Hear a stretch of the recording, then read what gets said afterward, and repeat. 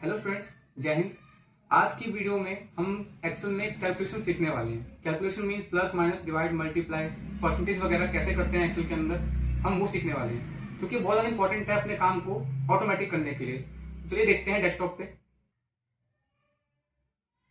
तो आज हम देखेंगे कि ये जो एक मार्कशीट है, एक बेसिक मार्कशीट कैसे बनती है, कि हम कैसे मार्क्स ऑब्टेन निकालेंगे और इनका प्लस करेंगे।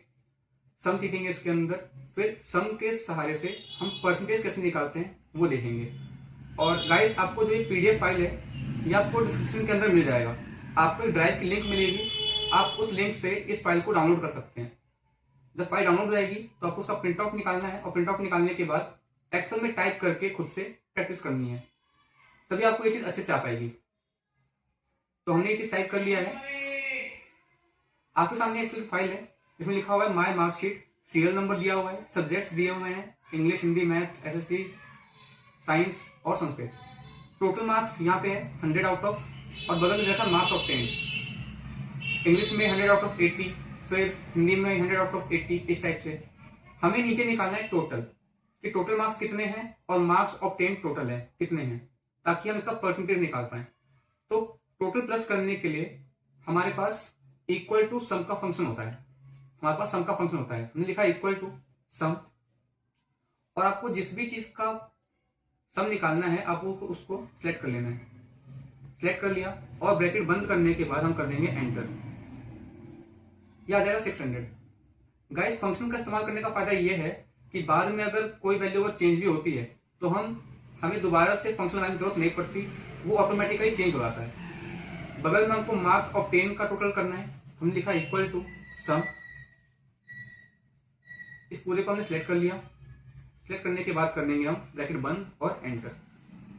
इससे हमारा आ जाएगा इसका। और जैसे कि आपने भी सुना कि सम फंक्शन का फायदा ये होता है कि अगर हम वैल्यू चेंज करते हैं तो जो आंसर आता है वो ऑटोमेटिकली चेंज हो जाता है। तो सपोज कि पहले आया था इंग्लिश में 80 और बाद में चलता है कि 80 नहीं थे, 88 थे, तो जो ये पहले यहाँ पे 485 था ये चेंज होके 493 ऑटोमेटिकली हो जाएगा। इसके बाद हमें देखना है कि परसेंटेज कैसे निकालते हैं। हमें यहाँ पर मार्क्स ऑफ 10 दिया हुआ है, टोटल मार्क्स दिया हुआ है, हमें निकालना है परसेंटेज। तो परसेंटेज निकालने के लिए सबसे पहले इक्वल टू, कोई फंक्शन एक्सेल के अंदर कोई फंक्शन या कोई फॉर्मूला इक्वल टू से स्टार्ट होता है। इक्वल टू लिखा हमने, कितने आए 493, डिवाइडेड बाय कितने में से आए 600, और कर देना है हमको एंटर। अब यहाँ पे आपके पास आ रहा है 0.8216 इस टाइप से।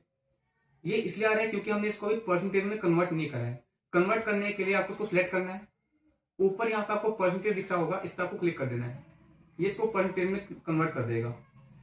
नीचे कॉमा निकाल के देखते हैं कैसे निकालना है। इक्वल टू 493 डिवाइड बाय 600 और एंटर। 0.82 आ रहा है। अब इसमें एक चीज नोटिस करने वाली ये है कि कई बार होता है कि आपको कहा जाता है कि परसेंटेज लिखा हुआ आना चाहिए, और कई बार होता है कि अगर सिर्फ लिखा हुआ है 82 तो समझ जाते हैं कि हाँ एक परसेंटेज 82% है। तो अगर आपको कहा जाता है कि यहाँ परसेंटेज की नीड नहीं है तो आपको यहाँ पे मल्टीप्लाई बाय 100 भी करना है। मल्टीप्लाई एक्सेल के अंदर या फिर कंप्यूटर के अंदर स्टार साइन से होता है। इसके अंदर हमको ये एक्स नहीं लगाना होता, हमें यहाँ पे मल्टीप्लाई का साइन स्टार से होता है। मल्टीप्लाई लगा दिया हमने और मल्टीप्लाई बाय 100, तो आपको ऑटोमेटिकली आ जाएगा 82.16। ये हमें सिर्फ तब करना है जब हमें परसेंटेज का साइन हमें नहीं दिखाना, क्योंकि अगर आप अब इसको परसेंटेज में कन्वर्ट करोगे तो देखो 8217% ऐसे आ रहा है। क्यों? क्योंकि अभी क्या हुआ, एक्सेल ने 100 को 2 बार मल्टीप्लाई करवा दिया। एक बार हमने करा था और एक बार एक्सेल ने मल्टीप्लाई करवा दिया, तो इसलिए ये ऐसे आ रहा है। तो हम अपना वाला इसमें से 100 हटा देते हैं, तो ये सही हो जाएगा। इसके बाद जो कैलकुलेशन आता है हमारा, वो आता है मल्टीप्लाई कैसे करना है। यहां पे आपके पास एक लिस्ट दी हुई है, serial number, items, pencil, pen, scale, sharpener etcetera. Quantity दी हुई है कि कितने खरीदे हैं, और प्राइस दिया हुआ है कि एक पेंसिल कितने की थी, इस टाइप से। हमें निकालना है अमाउंट, तो कितने पैसे हमें देने होंगे। तो आपको लिखना है इक्वल टू, हम सिलेक्ट कर लेंगे क्वांटिटी को, मल्टीप्लाई बाय प्राइस, कर देंगे हम एंटर। अभी एक का आया है, बाकी सारे निकालने के लिए कोने से हम ड्रैग कर देंगे गाइस, क्लिक करके नीचे, आ जाएगा। टोटल निकालने के लिए आपने इससे पहले सीखा था सम का फंक्शन, उसके अलावा हम एक और तरीके से कर सकते हैं तो शॉर्टकट से, जिसे हम कहते हैं ऑटो सम। ये ऑटो फीचर का नाम है। तो ऑटो सम करने के लिए आपको सिलेक्ट कर लेना है जिस भी चीज का आपको टोटल निकालना है, और हम प्रेस कर देंगे अल्ट के साथ इक्वल टू कीबोर्ड से, और ये आपका ऑटो सम होके यहाँ पे आ जाएगा। तो आपने मल्टीप्लाई करना सीखा, सम करना सीखा। हम आगे के पार्ट में आगे की चीज जानेंगे। Thank you.